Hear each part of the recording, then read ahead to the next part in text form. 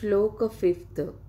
त एकदा तु मुनयः प्रातः हुतहुताग्नयः तत्कृतं सुतम् आसीनः पप्रच्छुरिदम् आदरात्. Translation. One day, after finishing their morning duties by burning a sacrificial fire and respectfully offering a seat to Srila Sutta Goswami, the great sage made earnest inquiries about the following matters. Purport. Morning is the best time to hold spiritual services. The great sage offered the speaker of the Bhagavatam an elevated seat of respect called the Vyasasana or the seat of Sri Vyasadeva. Sri Vyasadeva is the original spiritual preceptor for all men, and all other preceptors are considered to be his representatives. A representative is one who can exactly present the viewpoint of Sri Vyasadeva. Sri Vyasadeva impregnated the message of Bhagavatam unto Sri La Shukadeva Goswami, and Sri Sutta Goswami heard it from him. All bona fide representatives of Sri Vyasadeva in the chain of disciplic succession are to be understood to be Goswamis. These Goswamis restrain all their senses and they stick to the path made by the previous acharyas. The Goswamis do not deliver lectures on the Bhagavatam capriciously. Rather, they execute their services most carefully, following their predecessors who delivered the spiritual message unbroken to them. Those who listen to the Bhagavatam may put questions to the speaker in order to elicit the clear meaning, but this should not be done in a challenging spirit. One must submit questions with a great regard for the speaker and the subject matter. This is also the way recommended in Bhagavad Gita. One must learn the transcendental subject by submissive and oral reception from the right sources. Therefore, the sages address the speaker Sutta Goswami with great respect. Shloka 6th. Rushaya Uchuhu Tvaya Khalu Puranani Setihasani Chanagha Akhyatanyam Apyadhuditani Dharmashastrani Nyanyuta. Translation. The sages said, Respected Sutta Goswami, you are completely free from all vice. You are well versed in all religious scriptures, the Puranas and histories, for you have gone through them under proper guidance and have also explained them. Purport. A Goswami or the bona fide representative of Sri Vyasadeva must be free from all kinds of vices. The four major vices of Kali Yuga are illicit connection with women, second, animal slaughter, third, intoxication, fourth, speculative gambling of all sorts. A Goswami must be free from all these vices before he can dare sit on the Vyasanas. No one should be allowed to sit on the Vyasanas who is not spotless in character and who is not freed from the above mentioned vices. He should not only be freed from all such vices, but he must also be well versed in all previous scriptures or in the Vedas. The Puranas are also parts of the Vedas, and histories like the Mahabharata or Ramayana are also parts of the Vedas. The Acharya or the Goswami must be well acquainted with all these literatures. To hear and explain them is more important than reading them. One can only assimilate the knowledge of the revealed scriptures by hearing and explaining. Hearing is called Shravana and explaining is called Kirtana. The two processes of Shravana and Kirtana are of primary importance to progressive spiritual life. Only one who has properly grasped the transcendental knowledge from the right source by submissive hearing can properly explain the subject. Shlok 7th. Yani Vedvidam Sreshto Bhagwan Badarayana Anne Chamunayaha Sutta Paravaravido Viduhu. Translation. Being the eldest learned Vedantist, O Sutta Goswami, you are acquainted with the knowledge of Vyasadeva, who is the incarnation of Godhead, and you also know other sages who are fully versed in all kinds of physical and metaphysical knowledge. Purport. Srimad Bhagavatam is a natural commentation on the Brahma Sutra or the Badarayana Vedanta Sutra. It is called natural because Vyasadeva is author of both Vedanta Sutras as well as Srimad Bhagavatam, or the essence of all Vedic literatures. Besides Vyasadeva, there are other sages who are the authors of 6 different philosophical systems, namely Gautama, Kanada, Kapila, Patanjali, Jaimini, and Ashtavakra. Theism is explained completely in the Vedanta Sutra, whereas in other systems of philosophical speculations, practically no mention is given to the ultimate causes of all causes. One can sit on the Vasanas only after being conversant in all systems of philosophy, so that one can present fully the theistic views of the Bhagavatam in defiance of all other systems. Srila Sutta Goswami was the proper teacher, and therefore the sages at Naimisaranya elevated him to the Vyasanas. Srila Vyasadeva is designated herein as the personality of Godhead because he is the authorized incarnation. Shloka 8. Vetha Tvam Somya Tatsarva Tattva Tatsat Anugrahat Bruyuhu Snigdhasya Sishyasya Guraho Guhyam Apyuta. Translation. And because you are submissive, your spiritual masters have endowed you with all their favors. Therefore, you can tell us all you have learned from them. Purport. The secret of success in spiritual life is in satisfying the spiritual master and thereby getting his sincere blessings.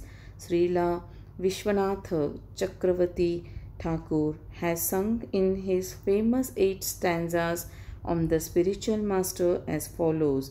I offer my respectful obeisances unto the lotus feet of my spiritual master.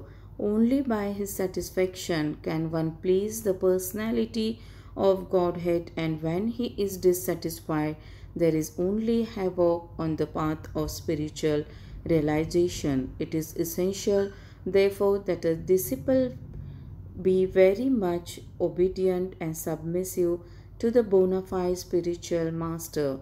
Srila Sutta Goswami fulfilled all these qualifications as a disciple, and therefore he was endowed with all favors by his learned and self-realized spiritual masters such as Srila Vyasadeva and others. The sages of Naimisharanya were confident that Srila Sutta Goswami was bona fide. Therefore, they were anxious to hear from him. Shloka 9th. Tatra tatra adnasa yushmana bhavata yadvinishchitam punsam ekantataha sreyastannaha shansitum aharsi. Translation. Please, therefore, being blessed with many years, explain to us what you ascertain to be the absolute and ultimate good for the people in general. Purport. In Bhagavad Gita, worship of the Acharya is recommended. The Acharyas and the Goswamis are always well-wishers for the general public. They are especially spiritual well-wishers, spiritual well-being, is automatically followed by material well being. The Acharyas therefore give directions in spiritual well being for the people in general, foreseeing the incompetencies of the people in this age of Kali or the iron age of quarrel. The sages requested that Suta Goswami give a summary of all revealed scriptures because the people of this age are condemned in every respect. The sages therefore inquired of the absolute good, which is the ultimate good for the people. The condemned state of affairs of the people of this age is described as follows. श्लोक 10th प्रायेणाल्पायुषः सभ्यकलावसीन युगे जनाः मंदाः सुमन्दमतयो मंदभाग्याः युपद्रुताः. Translation. O learned one, in this iron age of Kali, men have but short lives. They are quarrelsome, lazy, misguided, unlucky, and above all, always purport. The devotees of the Lord are always anxious for the spiritual improvement of the general public. When the sages of Naimisharanya analyzed the state of affairs of the people in this age of Kali, they foresaw that men would live short lives. In Kali Yuga, the duration of life is shortened not so much because of insufficient food, but because of irregular habits. By keeping regular habits and eating simple food, any man can maintain his health.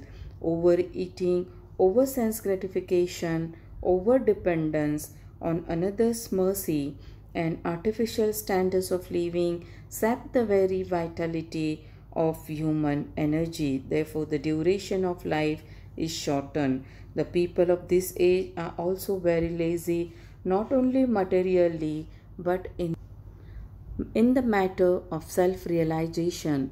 The human life is especially meant for self-realization. That is to say, man should come to know what he is, what the world is, and what the supreme truth is. Human life is a means by which the living entity can end all miseries of material existence which arise in the heart struggle for existence, and by which he can return to Godhead, his eternal home. But due to a bad system of education, men have no desire for self-realization. Even if they come to know about it, they unfortunately become victims of misguided teachers.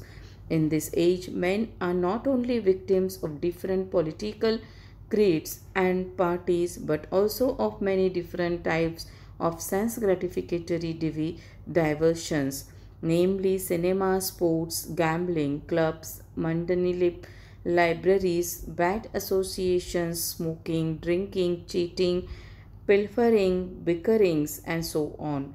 Their minds are always disturbed and full of anxieties due to so many different engagements. In this age, many unscrupulous men manufacture their own religious faiths which are not based on any revealed scriptures, and very often people who addicted to sense gratification are attracted by such institutions. Consequently, in the name of religion, so many sinful acts are being carried on, and the people in general have neither peace of mind nor health of body. The student communities are no longer being maintained, and householders do not observe the rules and regulations of the Grihastha. Consequently, the so-called Vanaprastha and Sannyasi who come out of such Grihastha are easily deviated from the rigid path. In the Kali Yuga, the whole atmosphere is surcharged with faithlessness. Men are no longer interested in spiritual values. Material sense gratification is now the standard of civilization. For the maintenance of such material civilizations, man has formed complex nations and communities, and there is a constant strain of hot and cold wars between these different groups. It has become Very difficult, therefore, to raise the spiritual standard due to the present distorted values of human society. The sages of Naimisharanya are anxious to disentangle all fallen souls, and here they are seeking the remedy from Srila Sutta Goswami. Shloka 11. भूरीनि भूरिकर्माणि श्रोतज्ञानि विभागशः अतः साधु अत्र यत्सारं समुद्धृत्य मनीषया ब्रूहि भद्राय भूतानां येनात्मा सुप्रसिद्धति. Translation. There are many varieties of scriptures, and in all of them there are many prescribed duties which can be learned only after many years of study. Therefore, O sage, please select the essential techniques of all these scriptures and explain them for the good of all living beings, that by such instruction their hearts may be satisfied. Purport. Atma or self is distinguished from matter and material elements. It is spiritual in constitution, and thus it is never satisfied by any amount of material planning. All scriptures and spiritual instructions are meant for the satisfaction of this self or Atma. There are many varieties of approaches which are recommended for different types of living beings in different times and at different places. Consequently, the numbers of revealed scriptures are innumerable. There are different methods and prescribed duties recommended in these various scriptures. Taking into consideration the fallen condition of the people in general in this age of Kali, the sages of Naimisharanya suggested that Sri Sutta Goswami relate the essence of all such scriptures, because in this age it is not possible for the fallen souls to understand and undergo all the lessons of all these various scriptures in a Varna and Asaram system. The Varna and Ashram society was considered to be the best institution for lifting the human being to the spiritual platform, but due to Kali Yuga, it is not possible to execute the rules and regulations of these institutions, nor is it possible for the people in general to completely sever relations with their families as the Varanashrama institution prescribes. The whole atmosphere is surcharged with opposition, and considering this, one can see that spiritual emancipation for the common man in this age is very difficult. The reason for the sages' inquire into this matter is explained in the following verse. Shloka 12. Sutta janasi bhadram te bhagwan Sattvatam patihi devakyam vasudevasya jato yasya chikihi sharyaha. Translation. All blessings upon you, O Sutta Goswami. You know for what purpose the personality of Godhead appeared in the womb of Devaki as the son of Vasudeva.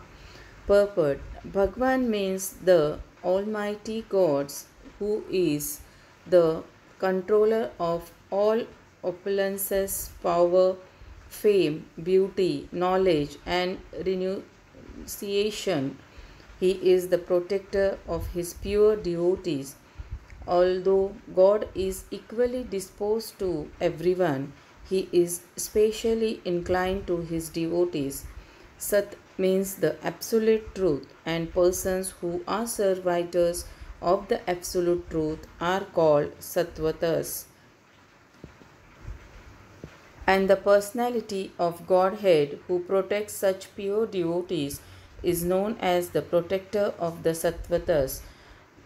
Bhadram or blessings upon you indicates the sage's anxiety to know the absolute truth from the speaker. Lord Shri Krishna, the Supreme Personality of Godhead, appeared to Devaki the wife of Vasudeva. The Vasudeva is the symbol of the transcendental position wherein the appearance of the Supreme Lord take place. Shloka 13 Tanha Sushrushyamananam aharsya anganuvarnitum yasyavataro bhutanam chemaya cha bhavaya cha.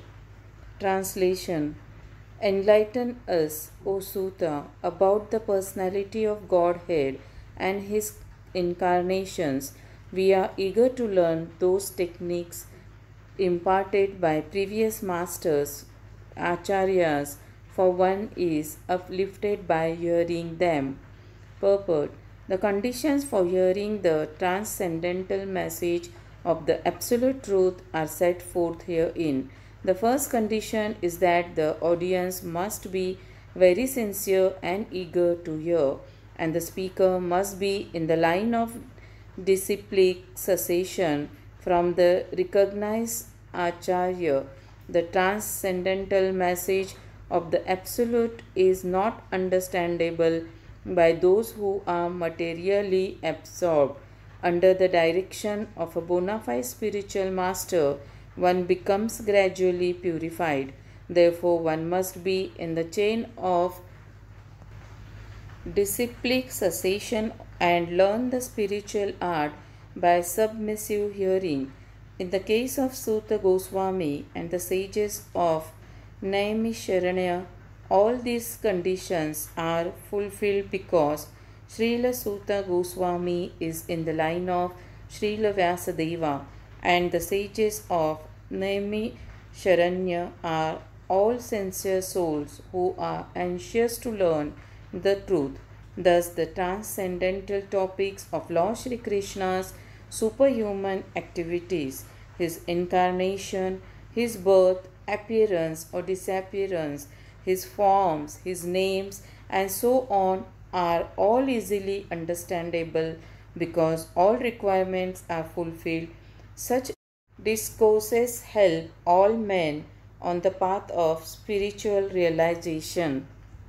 Shlok 14 Apanaha sansrutim dhoram yannam vivasho grunam tataha sadyo vimuccheta yadvibhe iti swayam bhayam.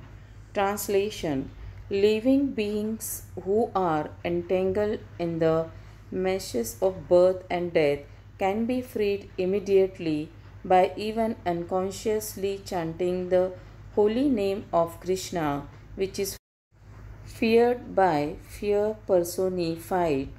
Purport: Vasudeva or Lord Krishna, the absolute personality of Godhead, is the supreme controller of everything. There is no one in creation who is not afraid of the rage of the Almighty. Great asuras like Ravana, Hiranyakashipu, Kamsa, and others who were very powerful living entities were all killed by the personality of Godhead, and the Almighty Vasudeva has empowered his name with the powers of his personal self. Everything is related to him, and everything has its identity in him. It is stated herein that the name of Krishna is fear even by fear personified. This indicates that the name of Krishna is non-different from Krishna. Therefore, the name of Krishna is as powerful as Lord Krishna himself. There is no difference at all. Anyone therefore can take advantage of the holy names of Lord Shri Krishna even in the midst of greatest dangers. The transcendental name of Krishna, even though uttered unconsciously or by force of circumstances, can help one obtain freedom from the hurdle of birth and death. Shloka 15 Yatpada samshrayaha sutamunayaha prashamayanaha sadyaha punantyupas sprushtaha swardunya po anusevaya. Translation: O Suta, those great sages who have completely taken shelter of the lotus feet of the Lord can at once sanctify those who come in touch with them, whereas the waters of the Gangas can sanctify only after prolonged use. Purport. Pure devotees of the Lord are more powerful than the waters of the scared river Gangas. One can derive spiritual benefit out of prolonged use of the Ganga's water, but one can be sanctified at once by the mercy of a pure devotee of the Lord. In Bhagavad Gita, it is said that any person, regardless of birth as Shudra, woman, or merchant, can take shelter of the lotus feet of the Lord, and by so doing can return to Godhead. To take shelter of the lotus feet of the Lord means to take shelter of the pure devotees. The pure devotees, whose only business is serving, are honored by the names Prabhupada and Vishnupad, which indicate such devotees to be representatives of the lotus feet of the Lord. Anyone, therefore, who takes shelter of the lotus feet of a pure devotee by accepting the pure devotee as his spiritual master can be at once purified. Such devotees of the Lord are honored equally with the Lord because they are engaged in the most confidential service of the Lord, for they deliver out of the material world the fallen souls whom the Lord wants to return home back to Godhead. Such pure devotees are better known as wise lords according to revealed scriptures. The sincere disciple of the pure devotee considers the spiritual master equal to the Lord, but always considers himself to be a humble servant of the servant of the Lord. This is the pure devotional path. Shlok 16. को वा भगवतस्य पुण्यश्लोके कर्मणः शुद्धिकामो न शृणुयाद्यशः कलिमला अपहम. Translation. Who is there desiring deliverance from the vices of the age of Kali, who is not willing to hear the glories of the Lord?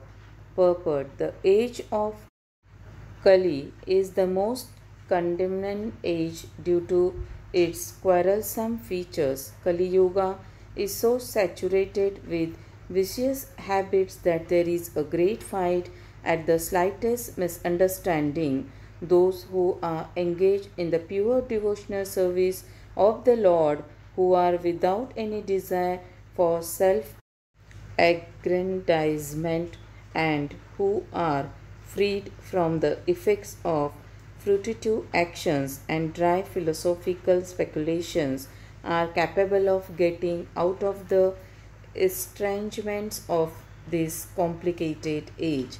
The leaders of the people are very much anxious to live in peace and friendship, but they have no information of the simple method of hearing the glories of the Lord.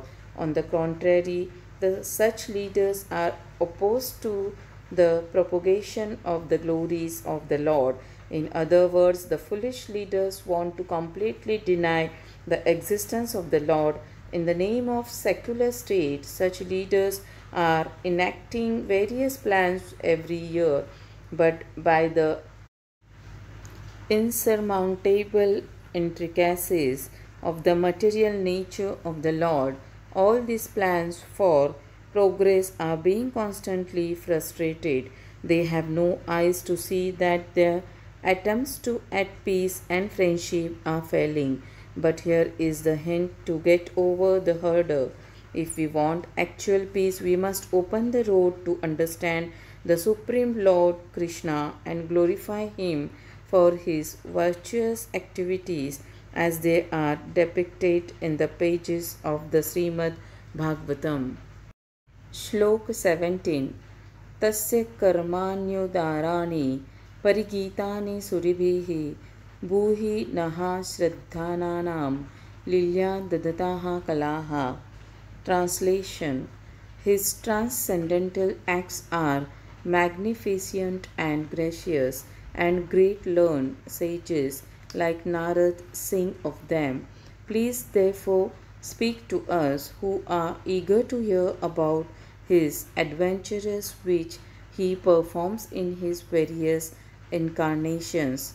Purport. The personality of Godhead is never inactive as some less intelligent persons suggest. His works are magnificent and magnanimous. His creations, both material and spiritual, are all wonderful and contains all variegatedness.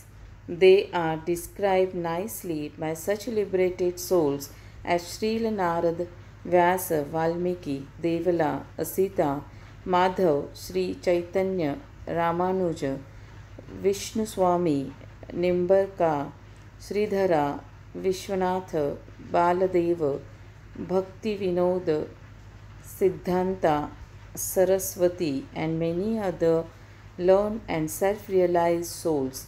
These creations, both material and spiritual, are full of opulence, beauty, and knowledge, but the spiritual realm is more magnificent due to its being full of knowledge, bliss, and eternity. The material creations are manifested for some time is perverted shadows of the spiritual kingdom and can be likened to cinemas. They attract people of less intelligent caliber who are attracted by false things. Such foolish men have no information of the reality and they take it for granted that the false material manifestation is the all in all. But more intelligent men, guided by sages like Vyas and Narad, know that the eternal kingdom of God is more delightful, larger, and eternally full of bliss and knowledge. Those who are not conversant with the activities of the Lord and his transcendental realm are sometimes favored by the Lord in his adventures as incarnations, wherein he displays the eternal bliss of his association in the transcendental realm. By such activities, he attracts the conditioned souls of the material world. Some of these conditioned souls are engaged in the false enjoyment of material senses, and others in simply negating their real life in the spiritual world. These less intelligent persons are known as karmis or fruitive workers, and the others are known as jananis or dry mental speculators. But above these two classes of men is the transcendentalist known as Sattvat or the devotee who is neither busy with rampant material activity nor with material speculation. He is engaged in the positive service of the Lord and thereby he derives the highest spiritual benefit unknown to the karmis and jananis. As the supreme controller of both the material and spiritual worlds, the Lord has different incarnations of unlimited categories. Incarnations like Brahma, Rudra, Manu, Pruthu, Vyasa, and so on are his material qualitative incarnations, but his incarnations like Ram, Narasimha, Varaha, Vaman, and so on are his transcendental incarnations. Lord Sri Krishna is the fountainhead of all incarnations, and he is therefore the causes of all causes.